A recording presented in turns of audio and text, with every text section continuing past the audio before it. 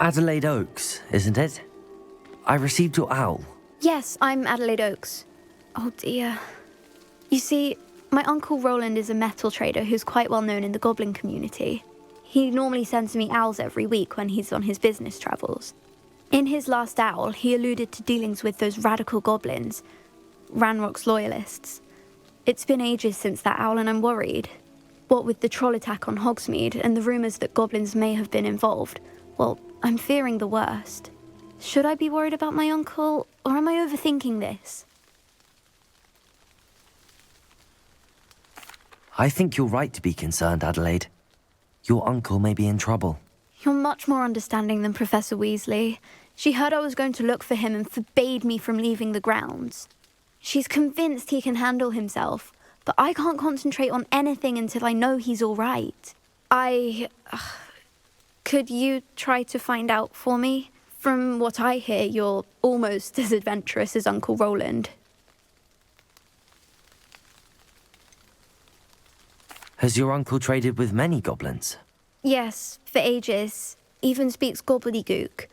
But he only recently mentioned Ranrock's lot, insisting the galleons were worth the risk. He does it for me. Between robes and supplies, attending Hogwarts costs a fair sickle.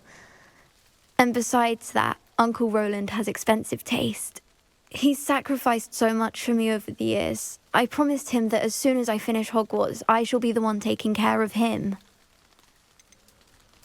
I take it you and your uncle are close. We are.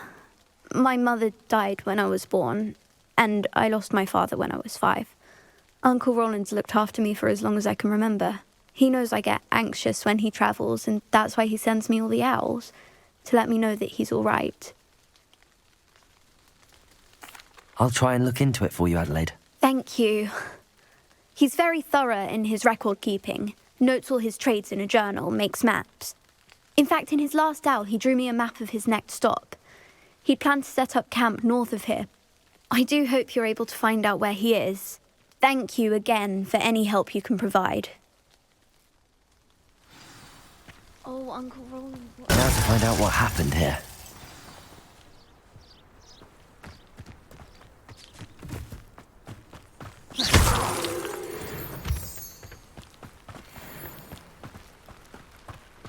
Revelio.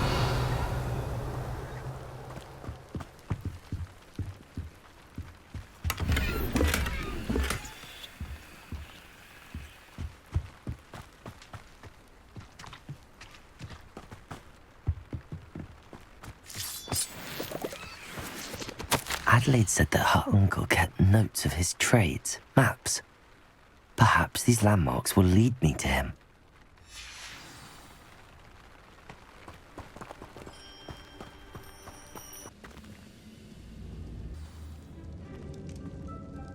What will we find in here? I wonder if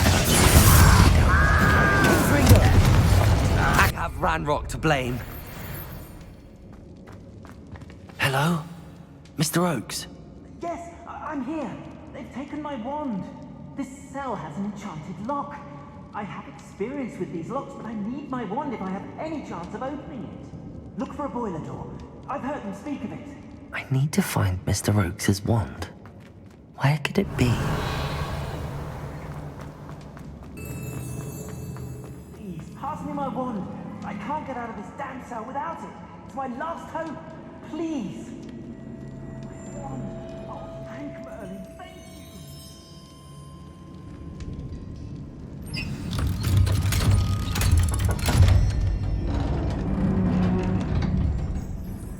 you. You did it! I found my wand and... Wait, you're a student? Oh, we must get you to safety immediately.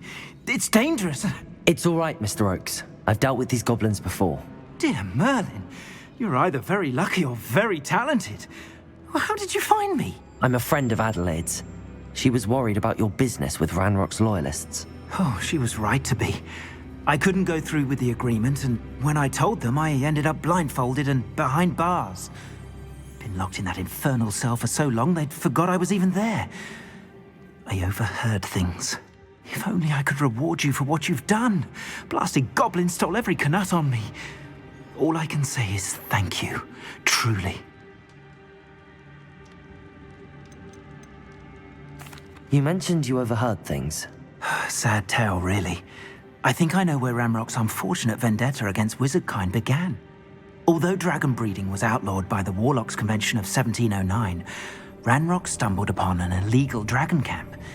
He was young, found the creatures fascinating. He'd visit the camp in secret whenever he could, never making his presence known. After weeks of sly surveillance, he finally summoned the courage to speak to the wizard in charge. Ranrock wanted to join them, and the creatures. The wizard happened to drop his wand. Ranrock saw an opportunity. He picked it up, went to hand it back as a means of introducing himself. The sight of a goblin with a wand sent the wizard into an instant rage. He beat Ranrock nearly to death. Ever since, Ranrock has despised wizardkind, sees us all as cruel. Am I right that you speak gobbledygook? Unbeknownst to Ranrock's fiends, I do. I've always had an affinity for goblin culture. Knew I wanted to be a metal trader ever since I was a lad. It wasn't easy learning the language. It's complex, and my memory's as weak as my knees these days. But after decades working with fine goblin folk, I grew fairly proficient. At least, I'd like to think so. I'm grateful I was able to help you, Mr. Oakes. Adelaide thinks the world of you. Oh, and I her. She's become quite savvy to my trading habits, always analyzing my detailed owls. If only I hadn't resorted to trading with such fiends. A lesson I shan't soon forget. Having my wand back is like being reunited with an old friend. I must return home and inform Adelaide of my safety. Will you be all right? I'll be fine, Mr. Oakes. You get back to Adelaide. I assure you, her worries outweigh yours. Oh, I'm anxious to see my dear niece. And then I plan to travel far from here for my next round of trading. Thank you. May life reward you justly for your deeds. Be well, my friend. Mr. Oakes was lucky.